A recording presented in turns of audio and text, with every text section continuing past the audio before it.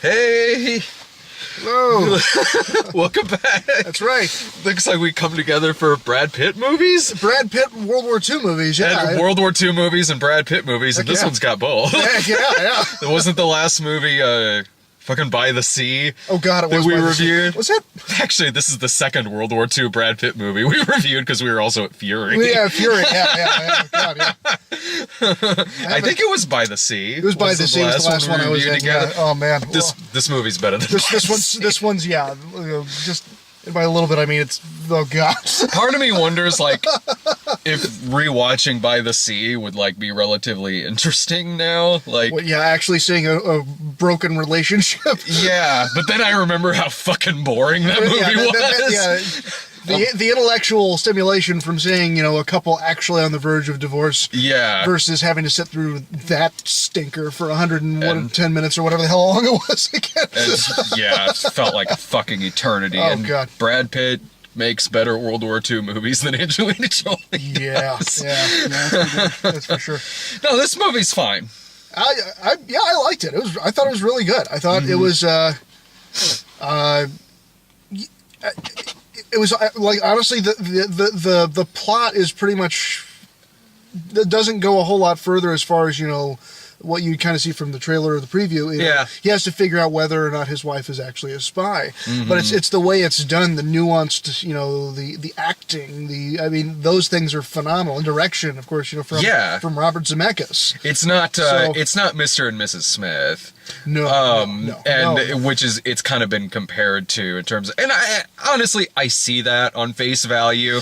Yeah. The tone is wildly different. It's not the same kind of movie. It's not a big action movie. It's not a comedy. No. Like that film was. It's a good mystery because a lot of the suspense in it comes from whether or not the wife is a spy. And they are spies, but is she the double agent actually working for the Germans? And so, and it's just beautifully put together, and this love story that they have, of their life together that they build together, and it's it's very and again, it builds to the tension of whether or not she is, and the clues that are there that say that she could be, or the clues that say that she couldn't be, and it's and how he has to figure it out. I mean, a lot of it's again, like I said, in the performance, like Brad Pitt's performance. There's moments where he's at the kitchen table and it's just a long shot that stays on him, but you can see the wheels turning. Yeah, you can see him thinking, and it's like, and that's. A lot of the movie is that. There are action sequences. There are some things. Totally, because you gotta love Brad Pitt killing a bunch of Nazis. Yeah, it's like, hey, Brad Pitt killing the fuck out of some Nazis. The trilogy is complete. Inglourious Bastards, Fury, and now this. And Brad Pitt is just always going to be 35 years old. He is pretty much perpetually that. Yeah. What? He's in his 50s now, right? Yeah. Jesus Christ. He's a damn good-looking man. And he never ages and never changes. So it's like he technically looks a little older than he did in like 7 and 12 Monkeys, but maybe like 5 years older. Right? Yeah. No. It's solid direction, solid performances in it. There were some issues that I had with a lot of it that kind of did have to do with the romance in this movie, and it's kind of what keeps me from calling this a great movie. It's a damn good movie, don't get me wrong. It's very entertaining. It's unpredictable. Like, I didn't know where it was. I didn't know where it was going to go. I didn't know where it was going to turn out. Their romance happens fairly abrupt in this film. Yeah. Like, and I don't mean to say that, like, they have bad chemistry. They don't. They have great chemistry together. It feels more so in the first act of this movie when they're in Casablanca that it feels like there's just scenes deleted. Because it does kind of go from, they're on this mission. They're really not necessarily looking or thinking of each other sexually. They're just kind of on this mission together. And then they bang in the sandstorm, which was a pretty good scene. That was a pretty cool scene. Yeah. They bang in the sandstorm, and okay, right on. And then once their mission's complete, it kind of jumps into him. Saying, he just kind of, says, well, you need to come to London and be my wife. Yeah, and I didn't know, like, okay, is he asking her to do another mission? Yeah, it was a little like, okay, yeah, so. And then the next scene, they're getting married, they're having a kid together, and right. Really, like, it could have used either punching up, or maybe there were scenes deleted. I don't know, but something. It felt like the decision was made that, since the movie's about is she a double agent or not, they had to get there faster. Which like, it is unfortunate because you're right. It's like they probably you're honestly, you're exactly right. There probably are scenes either in the script form or in the actually shot there's gotta be. that were deleted that got rid of building their relationship. It was just like they went on a mission together and they're in love, now they're together, and then now here's the rest of the movie. Kind of happens. Yeah. And because of that, adding some extra stuff, like actually gradually building up their relationship and really showing that they did fall in love with each other during this mission, would have made this a great film. Yeah. With a lot of that stuff missing, when it got to the point to where they're saying to Brad Pitt, like, she might be a double agent working for the Germans, I was like, yeah, okay, like, it does kind of feel like you barely know her. Right, yeah. That's the thing, is that, like, because, he's coming from the point is, she's my wife, she's the mother of my child, she's everything, we went on this mission together, we were almost killed together, of course she's my wife, and she can't be a spy. But you're right, we're sitting there saying, well, it's kind of hard not to see where the British intelligence guys are coming from there. It's like, totally. She might be a spy, man. Yeah, totally. And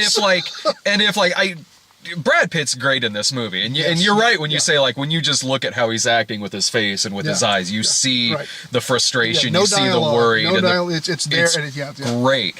But if that romance was punched up a lot in the first act of this movie, I would have totally gotten it a lot more than I did. The character's situation, because as it was, I was like, I really never saw you guys fall in love. Like, if I did, this would be a lot more heartbreaking than it is. Eventually, like, it got more heartbreaking just because there was a kid involved. Oh, the ending of this movie is legitimately sad. It's wonderfully done. Yeah, it is. But you are right in that it's this kind of idea that, had I, having my own, young daughter, it's like seeing a baby on screen now makes me, it affects me in a stupid way that it didn't used to. Yeah. So just thinking about, the baby and how heartbreaking it is for what could be happening for that baby. But you are right. It's kind of this whole idea of, well, dude, either she's a spy or you're a spy or something. There's it's like, okay, something's up. Yeah. And you're right. You wanted more of that, to, like, you just be as in love with her as much as he is. Yeah. So that way, as he's going through this heart-wrenching, trying to get evidence, but then somebody gets killed, and then he can't, he loses his evidence. The poor guy. Yeah, although, in the scene where he was talking to the blind guy, and he shows the picture, and the guy's like, my retina's detached, I had one eye blown out, I only see, like, white. That scene kind of ends, and in my head, I was like, well, you could have asked him what she looked like. Right. It's like just one line of dialogue. And it's true, because, like, he goes in later, he, like, goes on this secret mission and behind the enemy lines in France, and the guy, and he does, again, that guy doesn't necessarily say what she looks like, he says what she could do. Yeah. So, you think the blind guy could have said, oh, by the way, she can do this? Yeah, or the blind guy could be, just like, that's not really even writing yourself into a corner. It's more just like, add a couple lines of dialogue. Like, he asks the blind guy, okay, what does she look like? And if he says brown hair and over so much height, like, okay, like... but then he'd have to go, well, that doesn't really help me. Well, no, I agree with that. Like, that wouldn't solve anything. Right, but, like... I think that's what anyone would do in that situation. They would ask the guy, like, what does the girl look like? I know you can't see this picture, but what does the girl look like? You gotta remember what she looked like. You gotta remember if you this or that, so... Yeah, but there are great scenes in this movie, like when when they break into that jail to ask the drunk guy questions about her. That's a great scene. The party scene is fantastic. There is really, really cool shit in this movie. Really, really cool scenes. And it has like actors in it that like it's a greatly cast movie to the point to where like the guy who was the Nazi, who was with the deck of cards, Hager, whatever his name was. Yeah, Hager. I swear I've seen him play a Nazi before in things. I think he might have been in Inglourious Basterds. He looks like he could have been in Inglourious Basterds. Absolutely, yeah. Like there's just a certain kind of actor where it's like, that guy would play a really good Nazi in a movie. And I feel like I've seen this guy play a Nazi before in things. I'm pretty sure I saw him in Inglourious Basterds. Or hell, like the guy who was that creepy dude who was not a Nazi, but he was the one who was the higher up. Who was the British intelligence agent guy with the glasses. The glasses, who's grilling him. Who just looks straight out of Raiders of the Lost Ark. Oh, absolutely, yeah. It's watching it. I'm like, was everybody really creepy in World War II? Because that's what these movies teach me. Like they teach me that like. Okay, if you follow around one hero, that hero will be really charismatic and like dashing and handsome and everything. But the side characters are going to be really creepy no matter what side they're on. That was a great scene in the movie. Yeah, there are just a lot of really good scenes. No, there are. There totally There's a lot of really good scenes and really well done and really and I mean, it's interesting to still see movies about World War II that are still interesting. Yeah. Because I mean, that's a topic that's been done a lot. Yeah, oh Lord, especially, I mean, it starts out with a spy in Casablanca. Yeah. That's sort of been done before. Technically, yes. Technically, yes. So, in that 70s TV series called Casablanca. Right, yeah. That one. That's what everybody remembers. That's what everybody remembers. That's what first thing they think of. No, like, and plus just sprawling across different genres too, not just like a movie like this, it's like a suspense thriller, but also like comedies like 1941 or exploitation films. Boy, are there plenty. Fucking remember, what was that fucking one we watched? Like Achtung, the Desert Tigers, the Richard Harrison one, where like the fucking guard tower had its own theme music. Yeah, they'd use the same shot of the guard tower. It was the same shot of the guard tower. And then it had its own theme music. And it's like 20 times in this movie it did that. It cuts to this stock shot of a guard tower, just some fucking Ilsa lady pops up, because of course. Right, yeah. Well, yeah, because it was like the weird prison exploitation film. Yeah. And then like the last 30 minutes had like surprisingly high production value war scenes. Well, half of it was like stock footage of other war movies. I guess a lot of stock. But no, they had enough of their own stuff in there. It's like somebody spent money on some explosives. Yeah. In this weird prison, exploitation film. Oh, they always had explosives laying around in that. I'm sure. In exploitation movies. I think it was Reb Brown who told the story about working on Strike Commando with the Bruno Mattei. What the fuck? This jogging guy. It's like it's 12:30. So it's just a big bearded guy jogging in shorts. There's like a hipster logger looking guy. Yeah. In jogging shorts. It's like 40 degrees. When you gotta run, you gotta run. Gotta get my reps in, bro. What was this? What the hell are we talking about? The Strike Commando.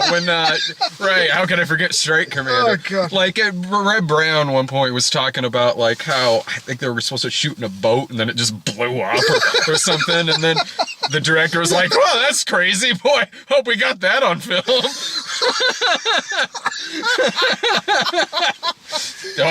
Well, hope that was it. Wacky Italian exploitation films. Oh my God. Yeah. Hell, Hell, even the Brad Pitt World War II movies have different tones to them, too. This has a wildly different tone than Inglourious Basterds. Or even Fury. I mean, Fury, which is more of an action movie. Yeah, an intense, like, raw, gritty action movie. And then you got Inglourious Basterds, which is more like an exploitation film. Yeah. And then this. Which is just a very... It's a very subtle, nuanced movie. It is. You know, there's really no big score. Yeah. There's no big... You know, I mean, the action is there, but it's not over-the-top kind of action sort of things.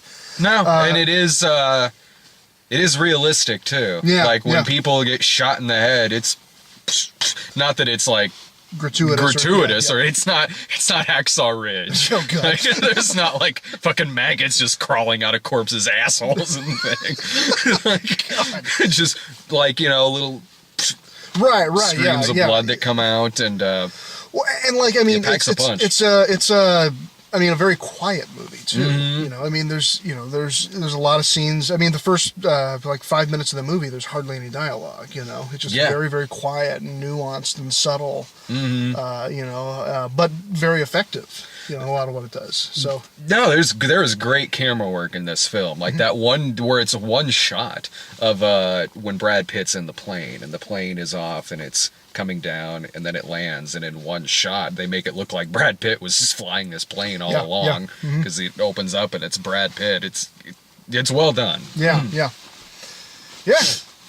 No, I would say this is worth like a... I would say it's easily worth a matinee screening, honestly. Yeah, I mean, it was good. I mean, the thing is that from the previews that we saw, it's obvious it's Oscar season. Absolutely. You know, it's Oscar season, so everybody's going to be limping to the barn with every damn thing they can with a, you know, big, you know, performance-based Oscar bait type of thing. And this is right up there with it. Yeah. And deservedly in a lot of cases, I think, you know. I could see this getting, like... It's got to get nods for certain things. Maybe some technical stuff, like cinematography, which is damn good. Like, that's a great shot when, like, they're having that picnic and they're putting the British flag over the Nazi plane that gets shot down. I could see this getting some technical nods. I mean, we certainly got trailers for upcoming stuff. It's all Oscar bait. Silence, the Martin Scorsese. Collateral Beauty, which I don't know what to make of that. Like, it's like Pursuit of Happiness, only he's rich. You're right, yeah. I don't know. Exactly. Like, it's... Irving and I were talking about this, where it's like every time this year is the movie where Will Smith is a damn good actor, but like every time this year there's the one that comes out where it's like he does really want that Oscar really bad. He's going for it. And this could get, that movie could go either way. It could be really good, or it could be like really cynical Oscar bait, like extremely loud and incredibly close. Yeah. That'll be interesting to see. What else? There's like Fences. The Denzel Washington one. Good. Like Denzel Washington, Viola Davis. That could be good. Patriots Day. Patriots Day. Yeah. I like Peter Berg. Another Peter Berg, Mark Wahlberg. Where bad shit happens. It's like, eventually, if you see Mark Wahlberg at a big event, get out of there! Yeah, especially if Peter Berg is filming Peter Berg is filming. Oh, shit. Like, Wahlberg will probably be fine, but a bunch of other people Everybody will else get is going to be in fucked trouble. up. Jesus Christ. That looks pretty good, Oz. I really like Deepwater Horizon. All right. I mean, with Peter Berg and Mark Wahlberg's going to survive. He'll be the lone survivor. There was literally a movie about him being the only survivor. Oh, my God. It's Hipster Beard Guy. He's back. Found my keys, bro. Found my keys. Heading back. Didn't bring enough pants. Yeah, he's got like the long sleeve shirt, like the knit hat and gloves. And no pants. Like he's got like shorts. Fuck, like... What? I mean... I went back and... Where the hell did he come from? The Freddy's restaurant. The Freddy's or something. Like what hipster commune is somewhere out in this cornfield? I stepped outside earlier in like my track pants and a t-shirt and my flannel to just walk a couple blocks to a mailbox. Instantly went back inside because I was like, it's a little brisk out here. Let me put my jeans on and grab my coat. This guy's... props. More power to him. He's doing a lot more exercise than I did today. But same. Well, I don't know. I did walk to the mailbox. He's also wearing a lot more pants than he is, though. So, yeah, we're a lot warmer than he is. That's true.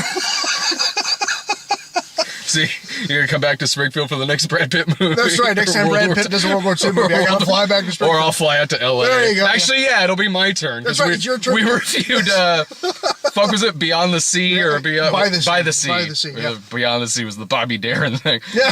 By the Sea. I'll fly out to I flew out to LA when we reviewed that, so it's my turn to go out to LA. Shit. Better be good. Last time it wasn't. Yeah, it'll probably be shit now because the ones we see out there suck. Yeah. Any final thoughts about it?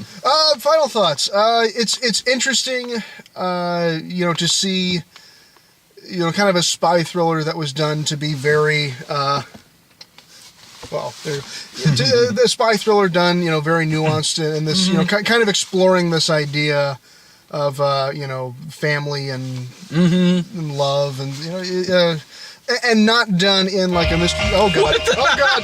Oh, the music. Nice. So suddenly content ID on the video. Shit, great. After 1 second. After 1 second. 1 second of some song. Fuck! I didn't even know what the song was. I didn't know it either, but yeah, no, it came on. Anyway, not done in a comical or high action sort of way. Done as a more nuanced, character-driven thriller. So yeah, interesting to see. Yeah, it has modern day special effects in it, but the pacing and the tone of it was certainly more like a early mid '90s like suspense thriller, period suspense thriller. Yeah. It's an entertaining movie. It's suspenseful. It's well acted. I thought it could have been punched up a little bit more, but as it is, it's perfectly fine for like a matinee. Or honestly, even if you paid more than that, you won't. For me, anyway, it's like, yeah, this would be worth a matinee screening. But honestly, if you pay more to see it, you won't. I don't think you'll be pissed off about it. It's not disappointing. It's just oh my God. Oh yeah. Okay. Thank you. No, this car is telling me I have to turn the car on, not the battery. Anyway, the point is. Okay, now it's coming on. Anyway, so as the car starts up, I don't think you'd be pissed off by seeing this movie. I think it's just, you're right. It's just kind of like, well, I kind of really wish we would have seen a little bit more of that, but ultimately I think it was enjoyable. Yeah, ultimately it's a very enjoyable movie. Yeah. See it.